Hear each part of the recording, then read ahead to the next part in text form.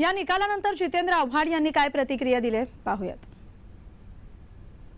शिवसेनेच्या बाबतीत जसं लोकप्रतिनिधींची संख्या विचारात घेतली तसंच राष्ट्रवादीच्या बाबतीत देखील लोकप्रतिनिधी असं आहे त्यांनी काय विचारात घेतलं माहित नाही, पण कायदेशीर माणुसकीच्या दृष्टीने मानवी विचारांच्या दृष्टीने हा पक्ष जन्माला कोणी घातला? शरद पवारांनी। हा पक्ष मोठा कोणी केला? शरद पवारांनी। हा अख्ख्या देशभर हा पक्ष कोणी पसरवला? शरद पवारांनी। तुमचा काय अधिकार हो या पक्षावरती? तुम्हाला उपमुख्यमंत्री कोणी केलं? शरद पवारांनी। तटकरांना इरिगेशन मिनिस्टर आधी राज्यमंत्री कोणी केलं? शरद पवारांनी। तुम्हाला फायनान्स मिनिस्टर कोणी केलं? शरद पवारांनी। Technical and higher education minister केलं दिलीप वळसे पाटलांना कोणी केलं? गृहमंत्री कोणी केलं? शरद पवारांनी। हसन मुश्रीफांना हे सगळं कोणी दिलं? शरद पवारांनी। लाज नाही वाटत तुम्हाला? आज मरणासन्न यातना होत असतील त्या माणसाच्या हृदयामध्ये। तो फिनिक्स पक्षाप्रमाणे आहे, तो राग झाला तरी उडेल आणि स्वतःचं विश्व निर्माण करेल। आम्हाला माहिती आहे त्यांची ताकद काय आहे।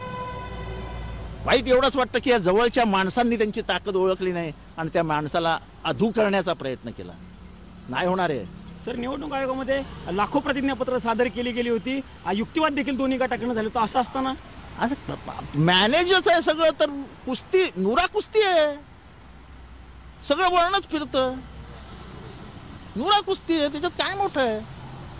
महाराष्ट्राच्या जनतेला समजत नाही का? तुमची कायदेशीर बाजू भक्कम आहे। आमची कायदेशीर भक्कम आहे ही बाजू हे आम्ही मान्यच करतो की आमची एकदम मजबूत बाजू होती आणि आहे।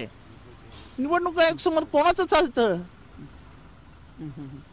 हा निर्णय अपेक्षितच होता। फक्त वाईट याचं वाटतं की जे बाळ त्यांनी जन्माला घातलं, जे बाळ संस्कार केलं, जे बाळ महाराष्ट्रभर पोचवलं, त्याचा विस्तार केला, त्या झाडाच्या फळांचा फायदा ज्यांनी घेतला त्यांनी शरद पवारांचे राजकीय दृष्ट्या गळा दाबण्याचा प्रयत्न केला। मला वाईट याचं वाटतं की त्यांचे हात थरथरले कसे। तुमची आगामी रणनीती काय असणार आहे? अरे आमचं काही रणनीती नाही।